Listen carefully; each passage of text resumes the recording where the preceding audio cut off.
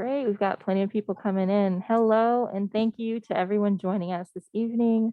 My name is Erica with Green Apple Books, and tonight we are celebrating the release of Midnight Hour, a chilling anthology of crime fiction from 20 authors of color, edited by Abby L. Vandiver. Just before we get started, I'd like to let you know about our upcoming event. Our next and last event of 2021 will be for the launch of the latest essay collection by Lydia Davis entitled Essays 2. Lydia will be in conversation with Parul Segal and introduced by Jonathan Galassi. Tickets include a copy of Essays 2 with a signed bookplate and entry to the virtual event. You can still get yours at greenapplebooks.com/event. And without further ado, our first reader for the night is H.C. Chan. H.C. Chan, also known as Vera Chan, makes her fiction debut in Midnight Hour. A former Lifestyles A&E reporter editor in Bay Area newspapers, magazines, and online, Vera has worked at the world's biggest online destinations, Yahoo and Microsoft. She is represented by the Jennifer DiChiara agency. Her unpublished humor novel, The Mounted Position, came in second in the Women's National Book Association SF Chapter's Fiction Category Awards. An early draft of her mystery, Following, won the Sisters in Crime Eleanor Taylor Bland Award for a mystery in progress from a writer of color. Enjoy the reading, everyone. Thanks much. And I'm going to be reading Murderer's Feast. Men had been murdered for less, and yet John Manley still lived. 5 days, surrounded by false friends and his truest enemies. Every last one of them, cowards. They can all get in line for hell. My hand and forehead sweated against the cold glass. From the second story, I'd watch with grasping hope at the drips and drabs of riders returning from their grouse hunting lessons. Magdalena was among the first to return. Bleach blonde and pump full of Botox, she literally helped to build this Washington Valley, or raise it, depending on one's perspective, turning apple groves into office parks and technology campuses. If anyone could have figured a discreet vantage point for a hunting accident, it would be Delana. She'd sold Manley this vineyard after he borrowed his first million. In return, he'd driven her 22-year-old daughter into a heroin addiction. The girl drove herself off a crooked curve at 120 miles an hour in his Tesla. Natom Hiraku, former billionaire, reduced to millionaire as one of Manley's repeatedly duped VC investors, cantered in not long after. 2 days ago, as the group foraged for mushrooms, he flapped his soft jaws, asking a lot of questions when the mycologist tour leader explained how to identify death caps. 6 meals and 2 afternoon hors d'oeuvres later, Manley's bloated gut still hadn't blown up from a bad pick. Sal Pastor crested the hill. 6 lifeless birds dangled from either side of his saddle. Better at birding he was than holding on to patents. Mercy Park trotted alongside, her bad girl tattoos pink and black against hydroquinine whitened skin. She'd been Manley's college lover, finally pushed out of his bed for good about 4 years ago by an underage replacement. She could hardly expose him, since the girl had been one of hundreds of Korean women Park's family trafficked into their massage parlors and nail salons. But keeping watch stopped mattering once Manley's garish orange cashmere hoodie appeared over Windglass Hill. He bobbed, a comical blob astride an oversized stallion. I knew Manley would have picked balls to the walls. Hell, I paid for the horse's name change. What else would lure an arrogant prick who owned a gold sledgehammer engraved with the words, "Fuck subtlety"? I think I'm at time. And inspiration for this is I've worked at corporations for a very long time, and usually it's very boring. So I wanted to, bring in everything that you hear about corporations and with everyone else in the C-suites and in the retreats and all that, and stick it all in one story. So that is the unexciting but true background inspiration for the story. So if there's any, and I think we're taking questions after the at the end, so I will yield to the next reader. Wonderful. Next up, we have Jennifer J. Chow. Jennifer J. Chow is the Lefty Award nominated author of the Sassy Cat Mysteries and the forthcoming LA Night Market Mysteries. The first in the Sassy Cat series, Mimi Lee Gets a Clue, was selected as an Overdrive recommended read, a Pop Sugar Best Summer Beach read, and one of BuzzFeed's top 5 books by AAPI authors. The latest novel, Mimi Lee Cracks the Code, was listed as one of the best books released in November by BuzzFeed, one of the best new mystery books by Pop Sugar, and the entire Sassy Cat series was called one of the best cozy mystery series to read right now by Book Riot. Jennifer currently serves as vice president on the national board of Sisters in Crime. She is also an active member of Crime Writers of Color and Mystery Writers of America. Connect with her online at www.jenniferjchow.com. Hi, everyone. Thanks for coming, and special thanks to Green Apple Books for having us here tonight. My story is called Midnight Escapade. My Facebook search has succeeded. I'd managed to reconnect with my old high school friend, Amanda, after bonding over timeline posts filled with flashing 80s movies, gifs, and cutesy emojis. We'd agreed to meet in person. Not over venties or anything common like that. The thrill-seeking Amanda I knew and admired couldn't settle for anything less than the promise of a midnight escapade.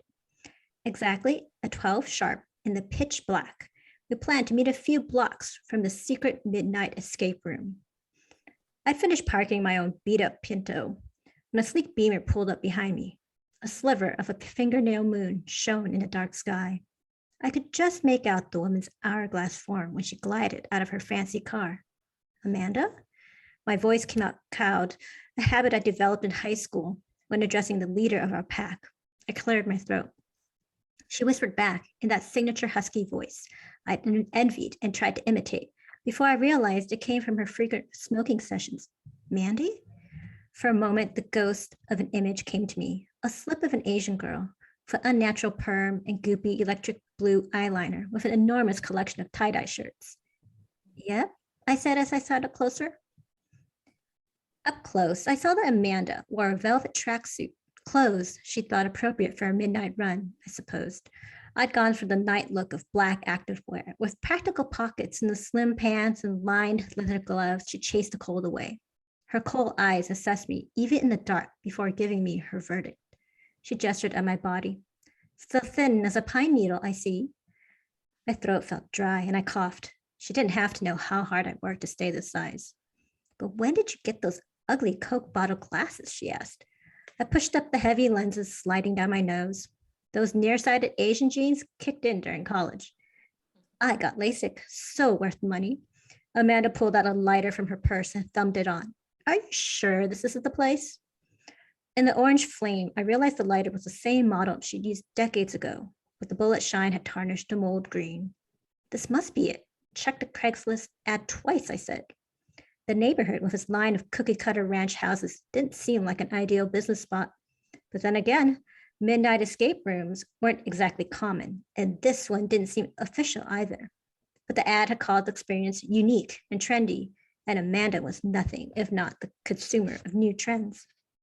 Must be through there, I said, nodding toward an open iron gate. Amanda put away her lighter. I glanced over at the darkened residential house as we crept by and around to the back. This neighborhood must have been built at a time when people hadn't insisted on direct access garages. Look at that, I said, pointing to the roof of the garage where a small gargoyle statue perched, its eyes protruding and tongue stuck out, just like the post said. Inside the garage, it seemed darker than the midnight outside. No windows. There must be a light source somewhere, I said. Amanda tilted her shoulder, a half shrug that could convey either indifference or contempt, depending on her mood. So that's it for the reading. And the inspiration behind my story comes in two parts. So one is Facebook, where I looked at my Facebook friends list and realized that I have reconnected with old high school friends, but even though they're Facebook friends, we're not really that, friends in real life. And I wondered how much I really knew about them. And the second part was the escape room, which I had a period of time where I went through a lot of escape rooms. And there's that sense right in the beginning for me of just feeling dread and fear as you're locked in a room. And then the time is ticking down. So I thought, what better way to heighten that sense than to have this escape room at midnight in a secret escape room, and then see what transpires when you have old friends meeting up in this new mysterious place. I love that. Next up is Tracy Clark. Tracy Clark, a native Chicagoan, is the author of the award-winning Cass Raines Chicago Mystery Series, featuring ex-cop turned PI Cassandra Raines. A multi-nominated Anthony, Lefty, and Seamus Award finalist, she is also the 2020 winner of the G.P. Putnam Sons Sue Grafton Memorial Award. Tracy is a member of Crime Writers of Color, Mystery Writers of America, and Sisters in Crime, and currently serves on the boards of her local MWA and SINC chapters, as well as the Bouchercon National Board. Her fourth Cass Raines novel, Runner, released in June 2021. Her debut, Broken Places, made Library Journal's list of the best crime fiction of 2018 and was shortlisted in the mystery category on the American Library Association's 2019 reading list. Crime Reads also named Cass Raines Best New PI of 2018. The novel was nominated for a Lefty Award for Best Debut Novel, an Anthony Award for Best Debut Novel, and a Seamus Award for Best First PI Novel.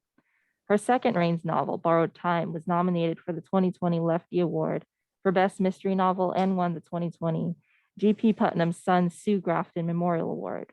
What You Don't See, Book 3 in the series, was nominated for the 2021 Lefty and Seamus Awards. When not writing, she's watching old black and white movies, reading, or just puttering around. She roots for the Cubs, the Sox, the Bears, the Blackhawks, the Chicago Sky, and the Chicago Fire equally. As a proud Chicagoan, it's deep dish and hot dogs, no ketchup.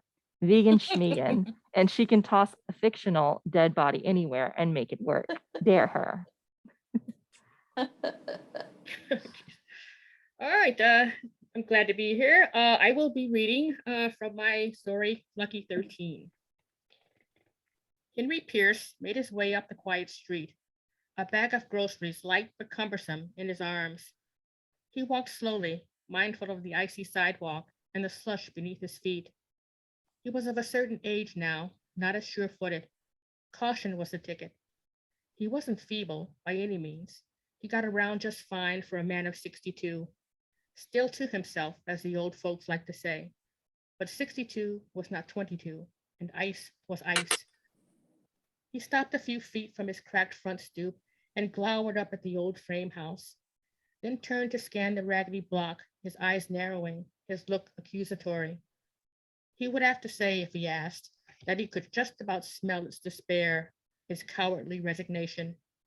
It had died years ago, but hadn't the good sense to lie down and toss the dirt. The town had a thriving factory once and jobs that paid decent wages, but the factory folded and snatched the jobs away.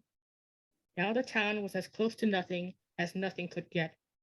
The left behinds, the ones caught sleeping by change and innovation, now stumbled like zombies after an outbreak, aimless. Henry hated them. They hated him right back. He made his way up the cracked walk, wanting to get inside and settled before the fools came out. They always did on New Year's Eve, as though clowning it up at the appropriate time would make their lives any less of a waste, any less insignificant. Shooting off cheap pistols and even cheaper fireworks, like it was the 4th of July, was nothing more than meaningless noise, Henry thought. Childish. If they knew anything, they'd know how important New Year's Eve was, especially midnight. The stroke of 12 was a gift, a sparkling moment of transformation from old to new, a new day, a new year. It was a renaissance. Henry looked up at his mother's house and scoffed. Robin's egg blue. It had been that color for as long as he'd known the place, as though the lightness of the paint could cancel out the darkness inside. Gone now, you old cow, and good riddance. The woman had never understood him. Tried to remake him, hadn't she? turn him away from his passion, stuff him into a box like everyone else. What kind of mother did that? He'd known early what he was meant to become, and he had considered that certainty heaven sent. Henry had had a calling, a talent, a drive, all behind him now, though he missed the thrill of it, the sense of accomplishment. But a man had to know when to hang up his cleats, when to take his bow and leave the field. Henry climbed the front steps, opened the door, and pushed inside, damp mustiness smacking him in the face as violently as a snap of a wet towel. He drew in a sharp breath, held it, until he could ease into the stench of his mother's rotting belongings and the ghostly remnants of her disapproval. The stink seemed to seep up through the floor cracks, slither out of the heating vents, bleed out of the walls. Straighten up and fly right, Henry boy, she'd say. You've got to learn to get along in this world. And later, when she saw what she couldn't change him, you're the devil, Henry Pierce. The devil comes straight from hell. Henry smiled, remembering. She hadn't known anything, but it was always the ones who knew the least that never shut up about a damn thing, wasn't it? And let's see, inspiration. I wish I could say there was some great master plan. There was not. I am a pantser, so I sort of walk around my place until an idea percolates in my head. And then I go to my writing desk and see what comes out. Then the fight with the words begins. I had Henry Pierce first. I always like to sort of write scenes that have some kind of twist, that they're not what you first appear or how they first seem.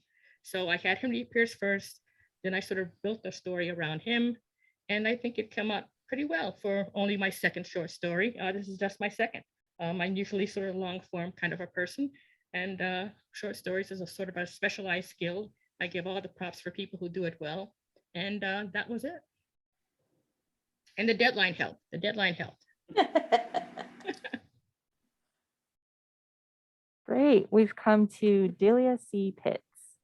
Delia C. Pitts is the author of a contemporary noir mystery series. The fifth novel in this private eye series, Murder My Past, was published in February 2021. Her short story, The Killer, was selected for inclusion in Best American Mysteries and Suspense 2021. After earning a PhD in history from the University of Chicago, she worked as a university administrator and a U.S. diplomat. She lives with her husband in central New Jersey and is an active member of Sisters in Crime and Crime Writers of Color. Learn more about Delia at her website, deliapitts.com. Her next mystery, Murder Tape 2, will be published in 2022. Thank you. Thank you for inviting me, and I'm glad to be here among favorite colleagues and friends. I'm reading from Midnight Confidential. I hiked my bra strap into the crease on my right shoulder and bustled into the precinct interrogation room. I took the aluminum chair opposite my confidential informant, Tubby Rooney. He flinched, his rat gray eyes diving for the corner. At 5'11", I towered over him. My frame, crammed into dark trousers and a houndstooth blazer, would have earned me the label burly if I'd been Danny Barnett. But as Denise Barnett, I got called curvy instead. No matter. Tubby cringed when he saw me, as well he should. He owed me. Not as much as the others, but enough. They all owed me. Every freaking one of them owed me. All the cops who'd insulted me, threatened me, dissed me during my career, they owed me big time. There were the white ones, of course, the Aryan Nation pledges who hated the idea of a Black female classmate in their police academy. I'd saved all the miniature nooses they'd posted on my locker, the meticulous ones made of kitchen string, the crude ones in wire and cable cord, even the arty drawing of my head in a rope by some budding Picasso. The genius had caught my likeness pretty well. The thick fringe of lashes over large dark eyes, the prominent teeth and acorn brown skin. I kept all those nooses under my bed in the pink shoebox marked memories. Even now, 15 years later, it cleared my head to take a peek in that box once in a while. There were the brothers too, Black cops who resented a Black woman rising through the ranks. They owed me too. They weren't as artistic as their white colleagues. The Black cops relied on verbal campaigns to smear me. According to their stories, there were two reasons I had advanced. both located behind the buttons of my uniform blouse. Or maybe the source of my success was between my legs. Hard to keep track. The stories expanded with every promotion.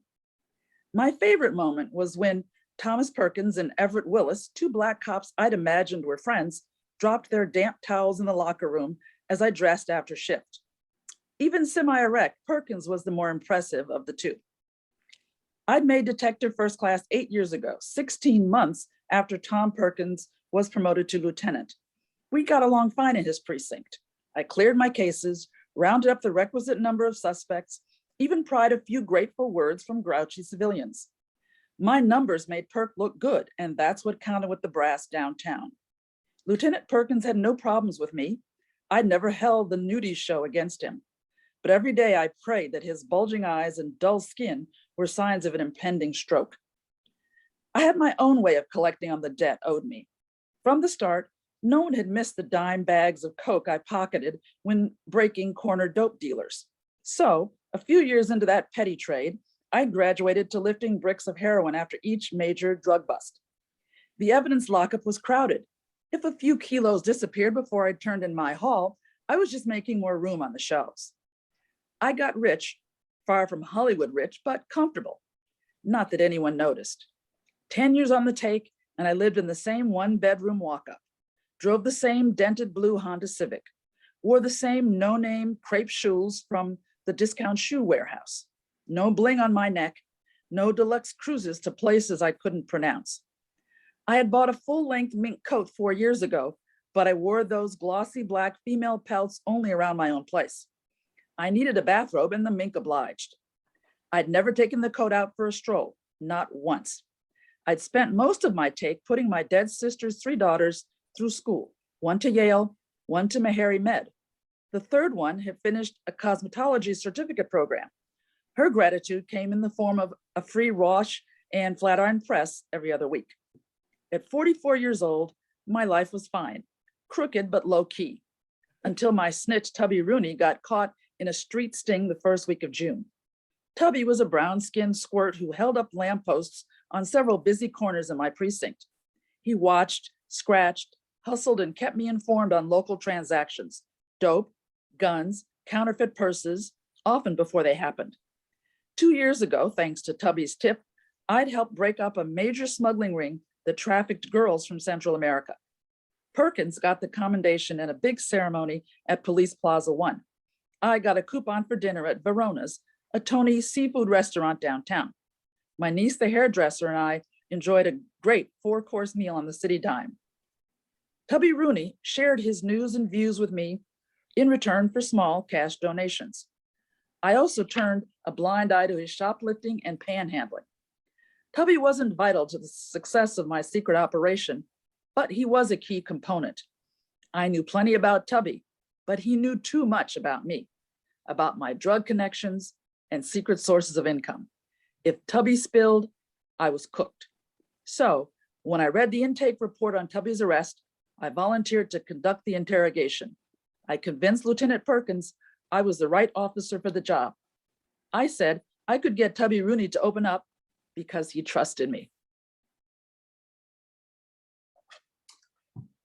And for the inspiration, this story, strangely or not strangely, started out more than a decade ago as a fan fiction story with different set of characters, but the core of it being a tight interrogation room based dialogue between characters was what I kept from my earlier unpublished efforts. And I write a PI series, and so I wanted to go with a male protagonist, and I wanted to go at things from a different angle with a female lead and who was a police officer. So I had fun taking my story in a different direction than where it came from in the first place. Great. And now we have David Heska Wambli Weiden. David Heska Wambli Weiden, an enrolled citizen of the Sichangu Lakota Nation, is the author of Winter Counts, nominated for an Edgar Award and winner of the Anthony, Thriller, Lefty, Barry, McCavity, and Spur Awards. The novel was a New York Times Editor's Choice, an Indie Next Pick, main selection of the Book of the Month Club, and named the best book of 2020 by NPR, Amazon, Publishers Weekly, Library Journal, and other magazines. He lives in Denver, Colorado with his family. Hey, everybody. That was the readings have all been so great. I decided to switch it up. I'm going to read from my story in this volume, Skin, and thank you to Green Apple Books, and thank you to Abby for inviting me to join this anthology. What a pleasure it is to read and be in this volume with everybody. It's really my honor. The readings have been so great. I got all nervous because I'm like, oh, my story, the section I was going to read kind of sucks, and so I'm gonna switch it up, and I'm going to call an audible here, and I'm going to read the ending of the story. I've never actually read this part of the story before. I did a reading an earlier part of the story last week, but this is the first time I've ever read this. So I'm a little nervous about reading this cold. So anyway, this is the ending. I'm going to do the last couple of pages of my story, Skin. Now, to set this up, you've got Virgil Wounded Horse and his friend Tommy. They have been hired to break into a seminary and steal something. At this moment, which takes place at the end of the story, they have been confronted by a security guard because they've been caught breaking into a Bible school and going into the library to steal something. So this is the ending of Skin. Look, bro, I'm going to level with you, Tommy said. We ain't actually from the power company. The guard smirked. No shit. How long you been working here? Tommy asked. None of your business. Tommy held his hands up as if in surrender. All right, cool, ain't no thing. I just want to know if they told you what's in that cabinet over there. What? This thing right here. The book. You know about that? He shook his head. What are you talking about, book? You guys are trying to steal this motherfucking book. It's made from the skin of an Indian, just like you and me. The guard's eyes widened. What? It's true, man. We ain't here to steal nothing. We just want to get rid of that thing. It's some old book. A Washichu killed an Indian back in the day, then took the skin off his body, made it into a book cover. It's right there, bro. The guard was quiet for a moment, but kept the gun pointed right at us. Somebody told me that when I first started working here. I didn't believe it. I mean, what the hell? That's messed up. Now he aimed the gun at Tommy's head. But that's on them. The president of the school or whatever. You assholes can't be breaking in here, book or no book. I got to do my job. He raised the phone again. Hold up, I said. Please, just stop for a second, okay? Look, man, we get it. You got to work, right? We don't want to cause you no trouble. You seem like a good guy. But can you do us a solid? Just let us grab this book and we'll get out of here. What do you say? He shook his head. The gun now pointed at me. No, I'll get fired if they find out someone broke in here. Now keep your hands up. I mean it. I saw that he was trembling, shaky. He'd almost certainly never confronted anyone with his gun before, and that made him unpredictable, dangerous. I needed to calm him down. I noticed that he was wearing a name badge that said Lonnie. Lonnie, that's your name, right? I said. How about if we just take off, leave the book? That cool? I lowered my arms. Put your hands up now. You guys busted in here. Tell it to the cops. Dude, why don't you put that gun down? I said, and I took a step toward him. He moved back about 2 feet. Stay right there. I'll fucking shoot. I'm calling now. He tried to push a button on his phone, but his hand was shaking too badly and he couldn't do it. He kept shifting his eyes from the phone to me. Lonnie, just give me that phone, okay? And the gun. Fuck you. He stuck the phone in his pocket and he grasped the handgun with both hands, aimed straight at me. You gonna shoot me, Lonnie? He didn't say anything, but his eyes were blazing. You really want to kill another Indian? I warned you. He took a step forward. The gun was just inches from my head. I stood stock still, waiting to see what he would do. I tried not to breathe. After an eternity, he stepped back and lowered the gun. I took a deep breath and I looked over at Tommy. His eyes were wide and his head was cocked at a strange angle, like he'd seen something startling and unexpected. That book really made out of Indian skin? Lonnie said. I nodded. Shit, go ahead and take it. He stared down at the floor, unable to look at me. I'm probably going to get fired. Lonnie moved behind the display cabinet and he unlatched the back panel. I gave Tommy the signal and pointed at the book with my lips. Tommy reached inside and grabbed the book from the easel. What are you going to do with it? Lonnie asked. Get rid of it. We'll take the skin off first. Give it to our medicine man. He nodded. I might as well go home. I don't need the shitstorm that's going to come from my boss. He turned away and started walking toward the main door. Wait, I said. He turned to me. Take this. I went over to him and I handed him the envelope with the $2,000. He opened it, then stared at me with a look of confusion. I raised my right hand. Just take it. He gave a half smile and walked out. Once the door closed, Tommy turned to me. What the hell, man? He was going to shoot you. Goddamn lot of money. Yeah, it was, I said. Thank you. So that's fun. I've never read, I swear to you, I've never read that before. I was like all nervous, like, am I going to mess this up? So I'll keep this brief.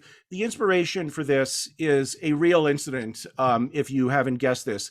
Here in Denver, there's something called the Iliff Theological Seminary. And for over 100 years, they had a book prominently displayed in their main lobby. This book has been there for 75 years. The book is 200 years old. It was bound in the skin of a murdered Native American man.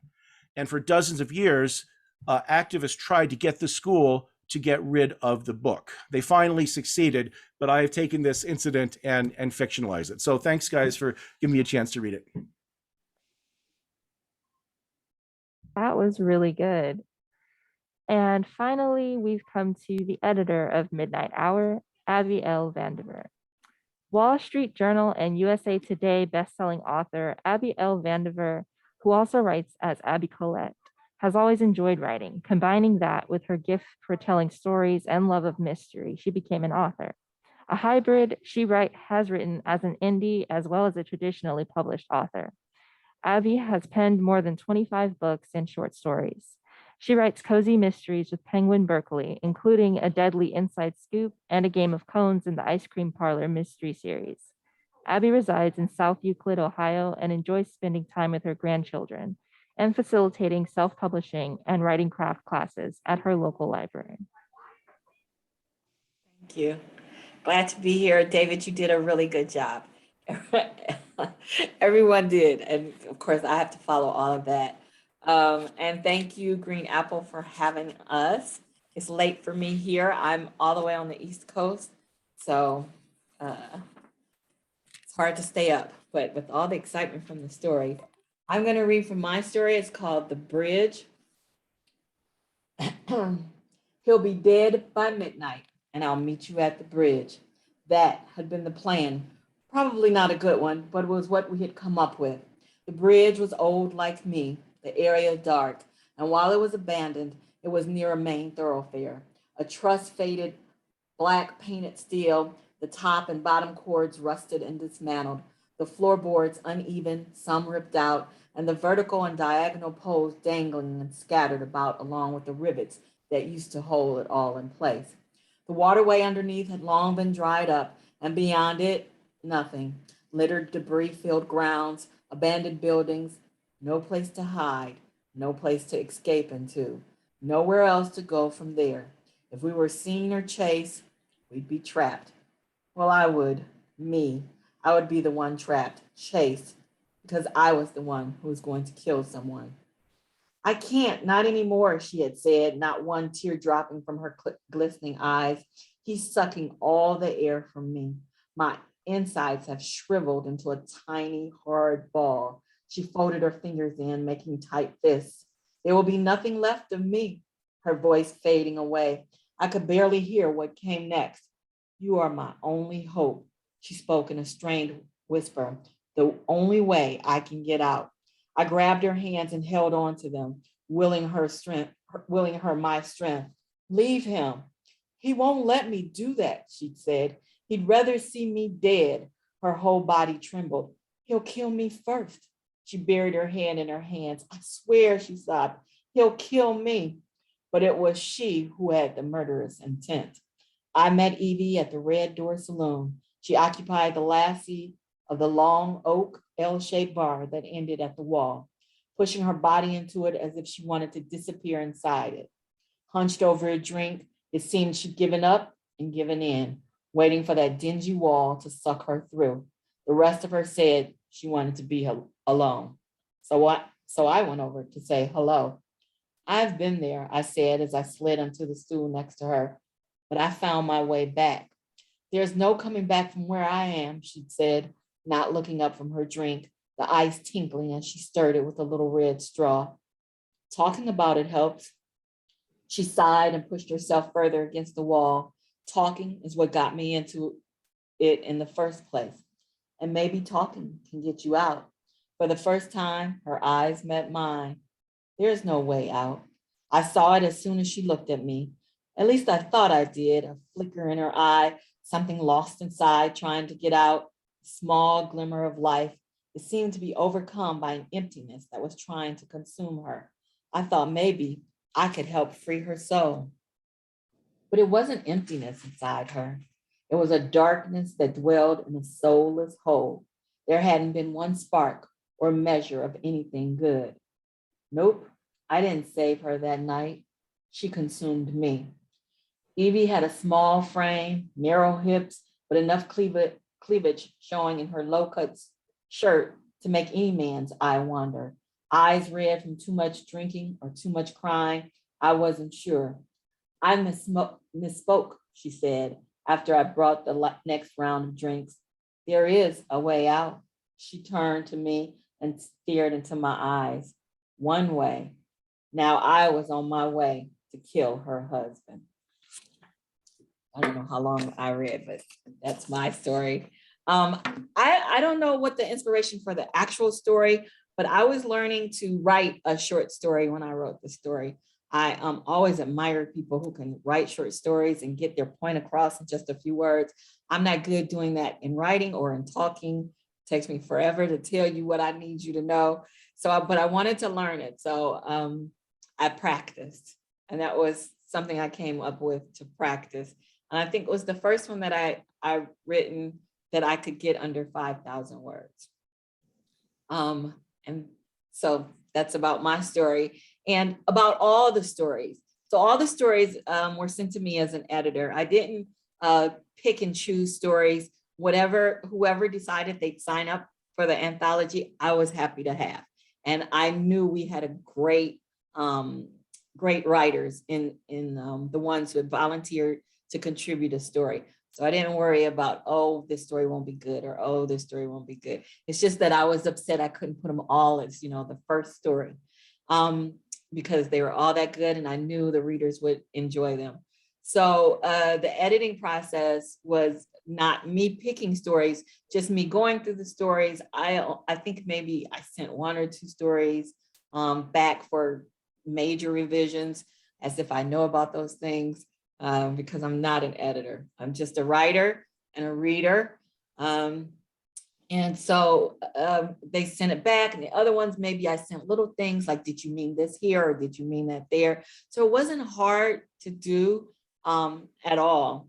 And I really enjoyed reading every story. I read all of them 2 or 3 times because Crooked Lane asked for first pass. I think they had a second pass, and I would send the stories out to make sure. And then everyone else helped me edit too. I got lots of emails back and saying, well, I don't see anything to change in my story, but in this story, I noticed this word was wrong or this was wrong.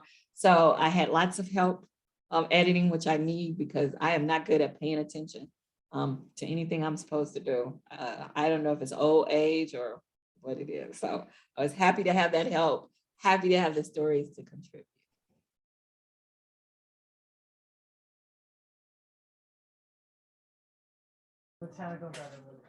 Great. We have a few more editing questions actually. Okay. An anonymous attendee asks, how did you decide on the order of the stories? I didn't do it like, first come, first serve. I read Tracy's story. I don't know what order I got it in. And I thought, oh my goodness, this is number one story right here. This story is just so awesome. And it might have been one of the first ones I read, but I stuck with that once I decided to put hers. David was actually probably the last story I got because we had someone who couldn't continue. And so I went looking for another author, and they had to give me the story like yesterday. It was last minute down to the wire, and I contacted David and he said yes. And he got me a story, and I loved his story. It was just because it was shocking, that last part, you're reading along, it's a, go pick up a book kind of thing. And so you're just like, oh, good, it's good, But when that twist came, I thought, oh, his has to go to the front of the book too. And then I thought I gotta space it out, I wanted to like pepper it. Some stories were more humorous than other stories. Some stories were, I don't know what's a good word, like eclectic. You gotta really read the story and, pay attention to what they're saying. And so I wanted to give the readers that more intense story, but followed by something that was lighter. So I kind of did some shuffling, and certainly the ones that are near the end of the book or even the last story, I don't know who's the last story. It wasn't because they weren't as good as the first story. It's just that we had to get them all in. And so I tried to go back and forth with that. Okay, Arlene P asks, what was your favorite part about being the editor of this anthology, and what was your least favorite? So my favorite was getting all the stories because I loved all the stories. And I just felt like I was just like large and in charge, that I got to have these stories from these great authors, and they were sending them to me and I got to put it all together. That was fun because I loved all the stories. And what was the second part of the question? And what was your least favorite part about editing? Emailing everyone. I can never keep up. And then people would send me stuff and I go, did you send me that? And I don't have it. It's right there. So I think the least part is like getting everything together. We also had like a closed Facebook page that we were supposed to go and write our ideas or questions in, and I was supposed to check it. I don't know that I checked it. And so that was the hard part for me because I am such a procrastinator and I forget. And I go, oh yeah, I'm supposed to send out this email to everyone. So that was the hard part for me, especially with 20 authors and then people sending back their edits, at different times. So that was, I think so it was the back office kind of stuff for me that was difficult. Maybe Abby can tell the group how we came up with the title. Oh, so we voted on that. It was a democratic process. I was like, okay, everybody, what are we gonna name this thing? And so everyone voted.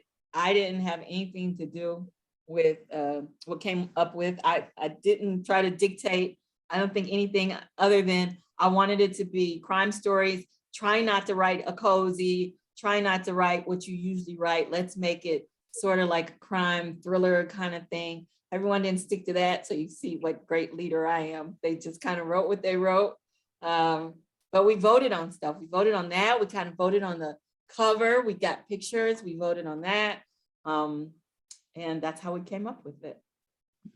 We did it all together as a group, except for David, because he wasn't in it yet. Great. Yeah, someone also asked what the inspiration for the cover was or who the was. Someone sent a picture. I don't know who sent that picture, but we voted on several pictures. And this was one of them that we sent Crooked Lane, and then Crooked Lane took over. They paid no more attention to us. They were like, this is it. This is what we're going with. Like it? So we decided we liked it. I liked it anyway. I don't know what everyone else felt like, but I thought it was good. I thought it depicted well the story's inside, it's late, it's night, it's on a scary street, and we've got all this crime going on in our stories. So I thought it was a good pick. And then someone, who knows the name of that guy? A guy, maybe Craig, I don't know. He did a graphic for us, and he actually put the rain in for those puddles down there. So that was awesome. Thank you. I can't remember his name. That's terrible. Wayne Fenlon, I want to Oh, say. is Wayne that it? Okay, thank Fenlon you. or something like that. Yeah, so then he took it one notch higher for us. Great. It is a beautiful cover. Yes, it is. Okay, one more from Arlene P. She says, hello, my questions to all panelists. One, how would you compare and contrast novel writing with short story writing? And I'll take that first, because I also want to say, as part of this, we got a forward from the awesome Stephen Mac Jones. He wrote a great forward for us. It was quoted in our New York Times review. We were reviewed in the New York Times, and we got a starred review also from Publishers Weekly. So I want to say thank you to him. We're gonna have to bring him on some of the panels with us sometime. So that was part of the editing process as well, finding someone to write blurbs for us, but also to write the forward for us. And he stepped right up. I didn't have to ask twice. He was yes, said he would be honored to do it. I was just overjoyed about it. So, and the question is,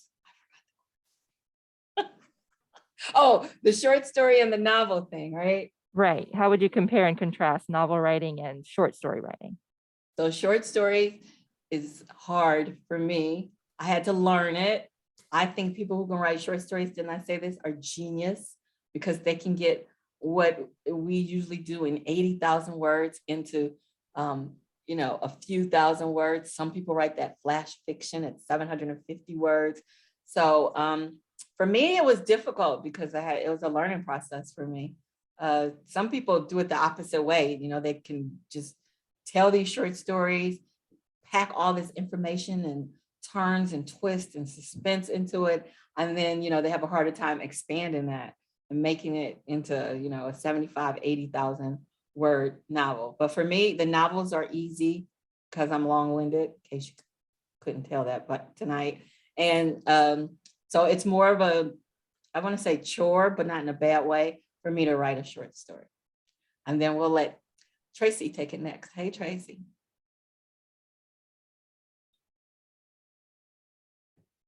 Yeah, I have no idea how to write a short story. That was only my second one, as I said earlier.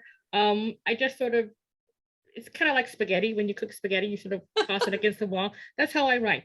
So you approached me for volunteers for this anthology and said, oh, may as well give it a shot. No idea how to start or finish. I just sort of pat around my house, like I said, until an idea pops into my head, and then I just sort of sit down and try to write it. So it's a very sort of a specialized sort of a thing, short story writing. And the people who do it well do it extremely well, and they're expert at it. And then there's the rest of us who sort of try to do it and try to think we can do it, put a beginning, a middle, and end there, and hope it turns out well. So that's what I did.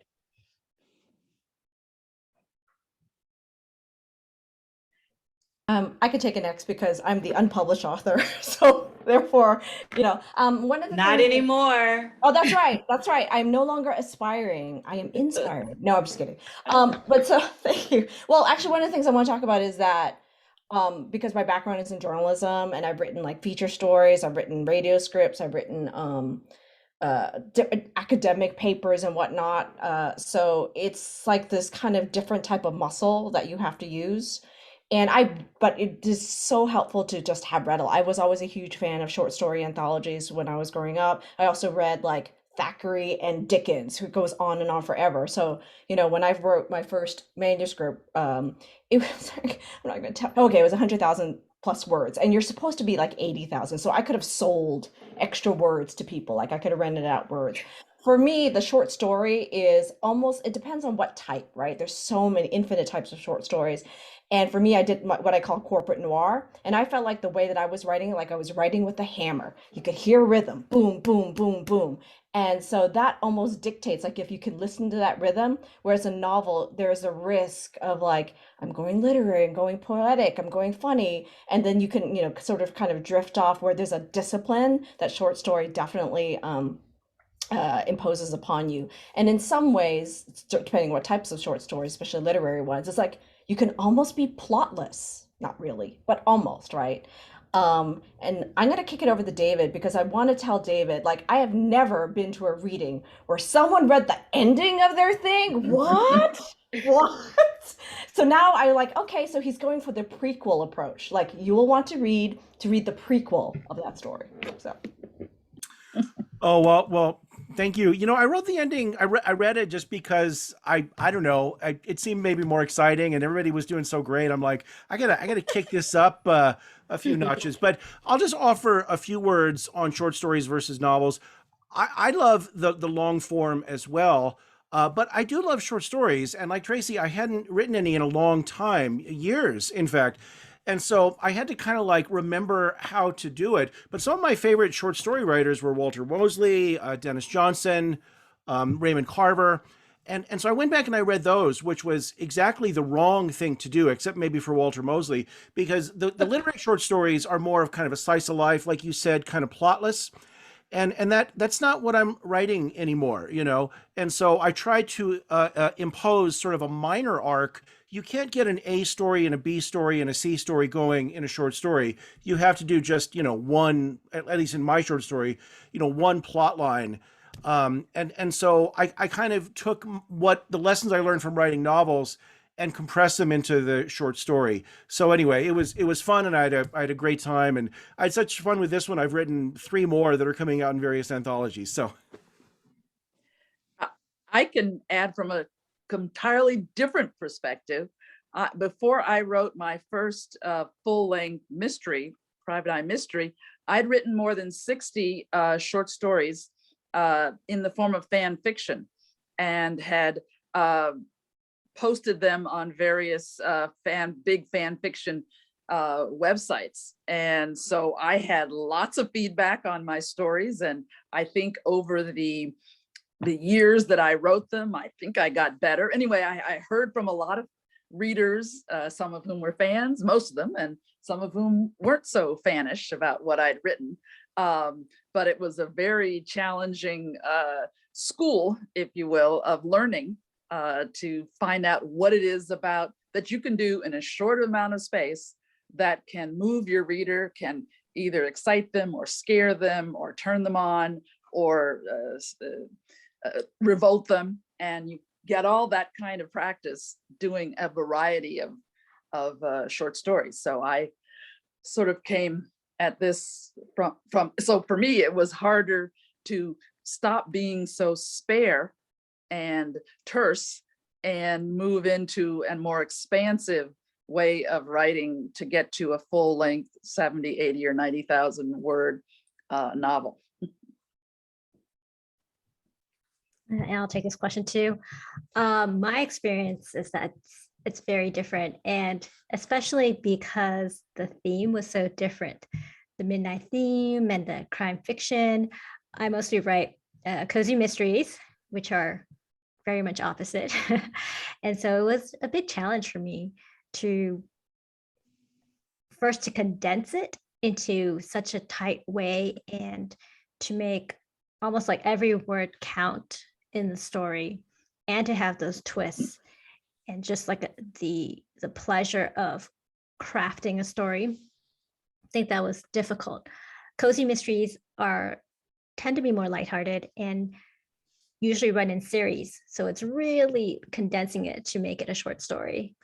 So that was a challenge for me. And then I think just being able to craft it in a way that's lasting. So yeah, hats off to those who actually constantly write short stories, because I think it's just amazing. Great. We'll do one last question for all of you. Is there a specific story that you still aspire to tell via your writing? What is it and why? So I'll do that, and then I will call on everybody so we can like get it moving. I want to tell like a twisty mystery with lots of twists and turns and surprises and a dead body that's not so cozy, not so fun. I write cozy mysteries. And it's kind of dark. So that's what I aspire to write. And I have an idea in my head, but for some reason I can't put it on paper. It's in my head. I know the names of people in it. I can see the scenes in my head. It runs like a movie, but it's just I haven't been able to get it on paper or computer yet. So that's what I'd like to do. So Delia, hi. Hi. I I remember Tracy, I think, saying in a previous panel, staying with the gumshoe. And I feel very much that way. I feel very much happy with writing private eye mysteries, although I'm sketching out in my mind, Abby, like you are running through. I've got lots of names for characters of a woman, point of view of a middle-aged woman who has left the big city, come back to the small town, which happens to be my small town here, and is very troubled by things that have happened in her past. And she then gets involved with she's a very self-destructive character, but then gets involved with solving a couple of crimes in her little tiny town. It's not a cozy. I love reading cozies. I can't ever think about writing a cozy. It would be pretty dark and grim, but not dreary. Okay. Vera, HC, sorry. That's all right. I respond to either. I've written humor, I've written mystery. I just want to write everything, frankly. But so far, though, the trend is like my women always fight, and part of it is because I grew up watching kung fu movies to the point where I brainwashed myself and actually took martial arts and stuff like that. So every one, I just don't want the woman to be a victim, right? That she's always going to own it. The other one, in the future, I don't know if what genre it would be though, is lots of the early civil rights was brought about in law was brought about by early Chinese settlers suing for their rights, and they weren't even citizens, right? They weren't even quote Americans, and the nads to do that, number one, and number two, it's like, wow, Chinese people like to sue a lot. That's very interesting to me. So I think that that would be a kind of a fascinating, it could be a play, it could be whatever, but that's something that I want to explore, that early history, the litigious history of civil rights, thanks to Chinese Americans, or Chinese, excuse me. Okay, Jennifer. Okay, I think I have two answers. One is I'm happy to write, so it's kind of a plug, happy to write the next cozy mystery series I'm working on, which is the LA Night Market series. It's, it has food in it, which I love. So it's a culinary cozy that has two cousins who run a food stall at the local Los Angeles night market. But, one of their customers winds up dead, so they have to solve the murder. The first one comes out in July. It's called Death by Bubble Tea. And then my second answer is that in my head, I am working on something that's more like a traditional mystery. So less of just amateur sleuth, but more of a mystery with a little bit twisty. And in my mind, it has like magicians and magic at the heart of it. So there's the idea of secrets and the reveal and illusions.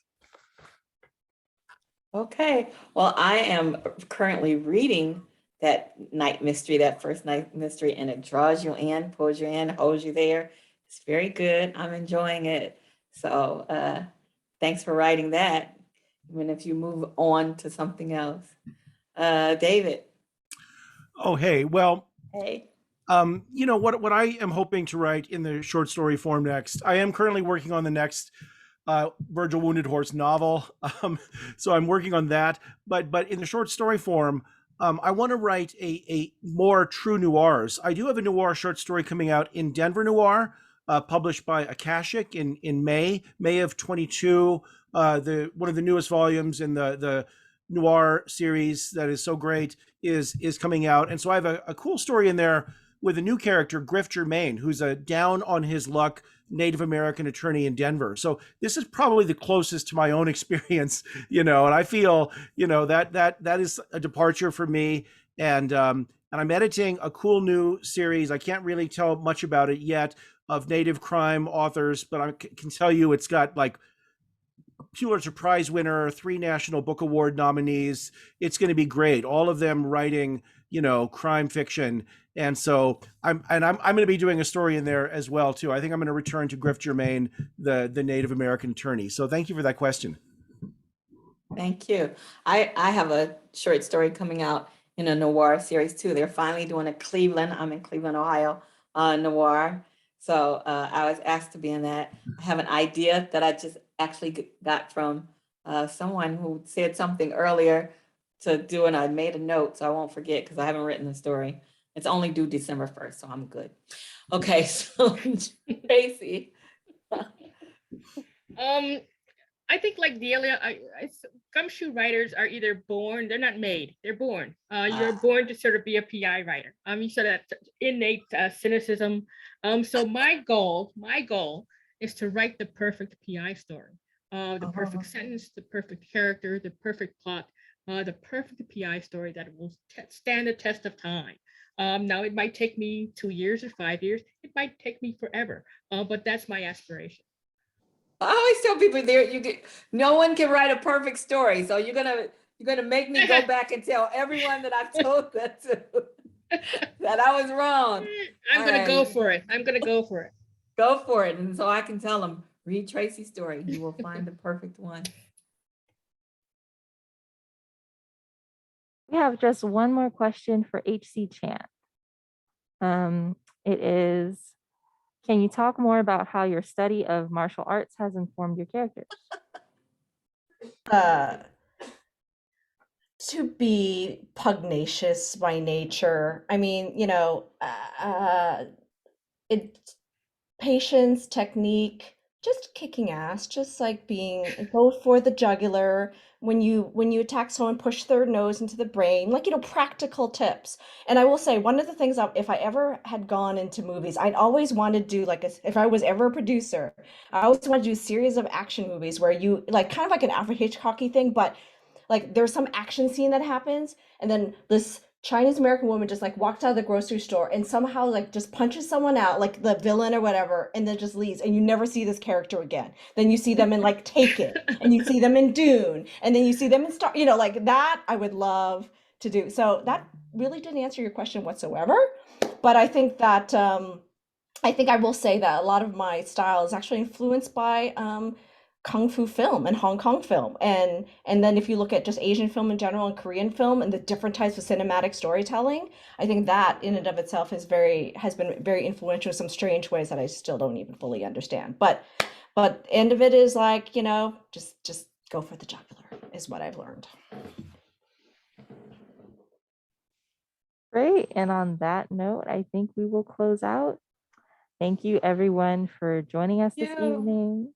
Thank you to all of our authors for sharing your stories with us. And feel free to get your copy of Midnight Hour on greenapplebooks.com or in store. And Green Apple Books, thank you again. I used to go to you guys all the time before I could even drive. I lived in Oakland. It was kind of far for someone who didn't have a car, but you have one of the best bookstores in the Bay Area, in California, in the nation. I'm glad you guys are still around. So thank you so much for that, for helping us. Thank you, HC. All right. Have a good night, everybody. Thank you. Thank you. Bye-bye, everyone. Bye. Bye. Just for the jugular.